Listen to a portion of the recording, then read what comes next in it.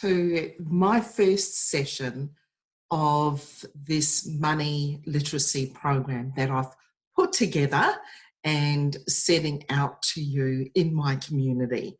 And you could be watching this through Your-selfactualization or through my budgeting community called Reset Your Money Mojo. And if you are, regardless of where you're watching this from, whether you've received this as a gift from someone else, thank you for joining me.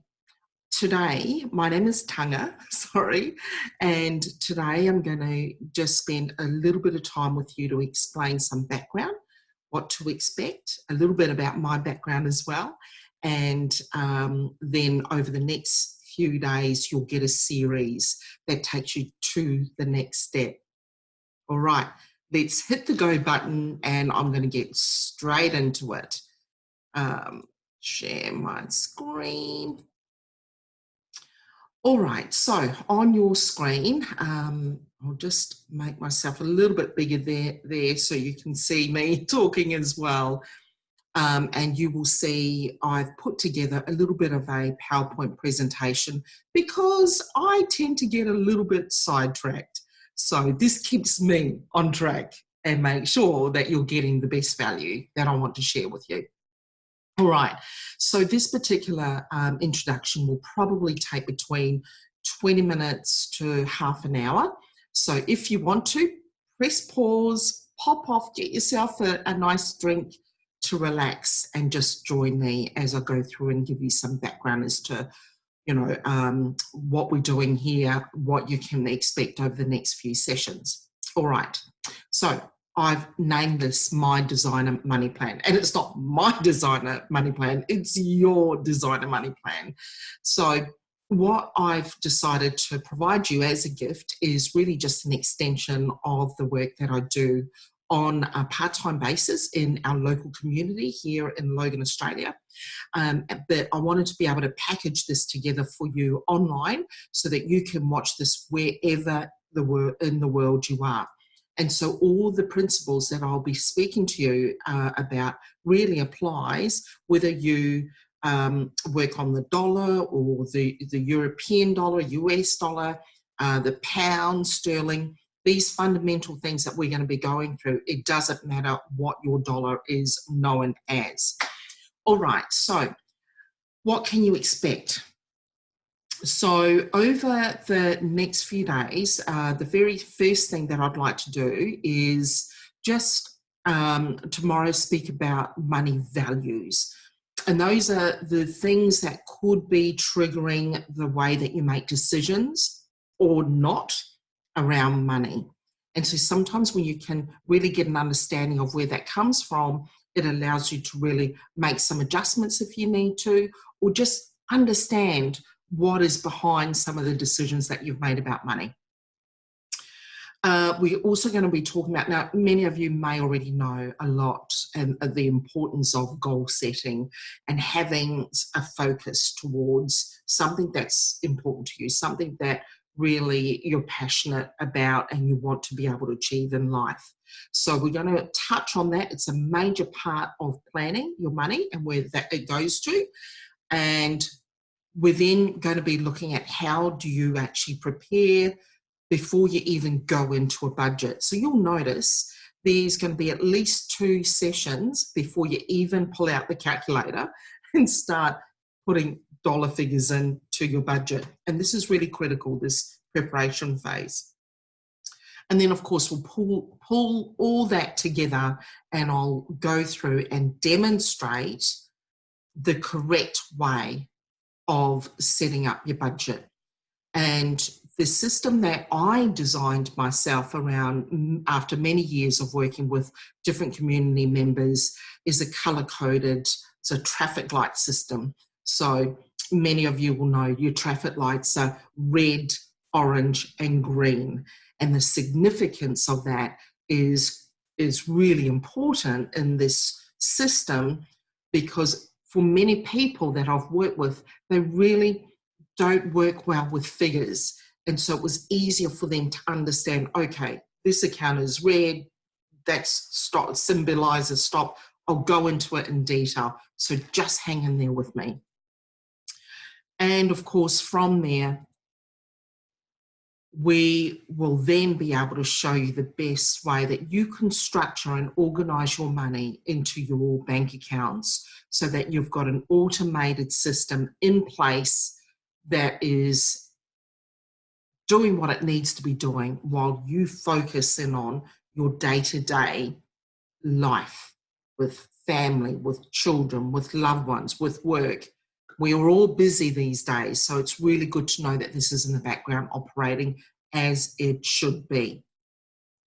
Okay, so these sessions, this program is for you if you've not really been taught the skill of budgeting in the past. I'm actually based in Australia, and I know from many years working in the community, many people are saying we should be taught this sort of stuff in schools. And, you know, I believe that there is a bit of a mishmash of things starting to come up, but we have whole generations of people that have never been shown how to budget or how to organise. Again, if you don't like numbers, if you've always given your money over to someone else to organise, that you're ready now to take back control, you would be perfect to go through this process. If you're living from payday to payday and you're sick of it, you want now to be living on purpose, and the only thing that stopped you from being able to do that is your money situation. So this is going to really set some good fundamentals around how you structure your money and what you do with it on a day-to-day basis. You might be wanting a system that is simple, that you control, and your bills are paid by the time it comes out to you. Imagine if your bill said you don't need to make a payment, you're in credit. You know, it's a very, I know when I first started to see that, it's quite an empowering feeling. And it's the feedback that I get from many of my clients say, wow, you know, it's just nice not to have someone sending you something expecting money from me. So very empowering. Do not underestimate that. And you're willing to put aside some time, and it may not need an hour, but we do need you to put some focused energy in to understand this, because I'm telling you now, once you learn these skills, it sets that foundation regardless of the number of zeros you've got in your income. You know, if you can get this right, you're able then to control the spending at a certain level so that by the time you are increasing your income, here's your sweet spot that you begin to create. That sweet spot is wealth creation. That's you really creating a meaningful life. So looking forward to it. Now, this may not necessarily be for you if you already have good money skills. You're already achieving money goals or life goals around organizing your money. And, you know, look, you might be able to get a few tips from me on here, but you may already have fairly strong, good money skills. You may need financial advice from a licensed financial advisor or financial planner. I am not a licensed financial advisor or financial planner. So this type of session is really about fundamentals of organizing your money. You might be needing some tax advice. Again, this is not what we cover in these sessions. So you will need to have a qualified tax advisor to speak to. Maybe you're wanting to get a loan. All right, so I don't recommend loans in these sessions. However, this would be a good session to get into to organize your money, because what you think you might need right now, you might be thinking you need a loan. But once you've gone through this process, you may actually find, no, it's not a loan that you need. In actual fact, you probably just needed to get organised and have a strategy in place with your money. Okay, a little bit about my background and why I can offer this service to you. I worked for 15 years with a major bank, primarily as a lender. So I was assessing people's loan applications for mortgages, credit cards, and they would bring those applications into me. And so my early years were learnt through the banking and finance system. And shortly after that, I became a mortgage broker myself. So I went and became self-employed. But shortly after that, I was diagnosed with breast cancer. And that's when the cards came tumbling down, so to speak, where the finance that we had in place was not strong. You know, I learnt much about the fact that we had overexposed ourselves and, you know, had been at risk. So the journey of coming through that was 15 years ago. Thankfully, there is not a trace anymore. And I developed this passion to be able to support others that I could see have been going through the same financial hardship and the trauma around that, whether it be because of relationship background or loss of job or health issues like what I had gone through as well. So I'm a qualified financial counsellor now. I work in the financial literacy with community service. So as a financial counsellor, I worked with various different community services based here in Australia, and I was able to help many community members, whether they were just receiving the government income or actually working two incomes, you know, but had so much debt and were in quite a bit of hardship. Following that, over the recent 12 months, I've been working part-time, just delivering money literacy, well, not just, but delivering money literacy workshops and working very closely with community members to really get back on track. And this is what I wanted to be able to deliver to you as well and have that access online.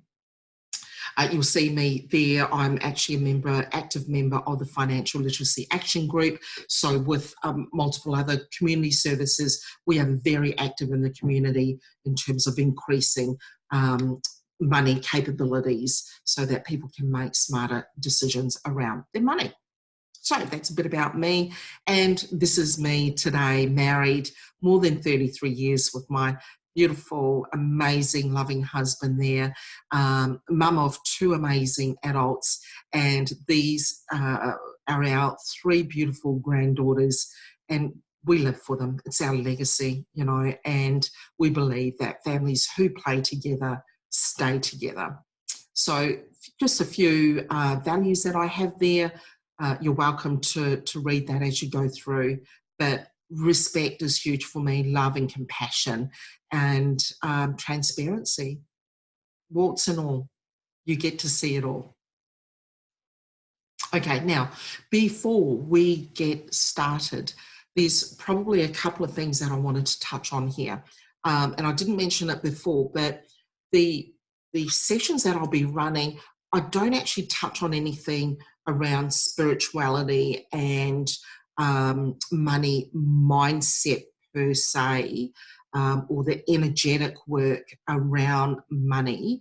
But suffice it to say, I'm a huge believer that that can impact and help in terms of managing some of the values that you have once you unpack that. So I'll explain about values more in the next session.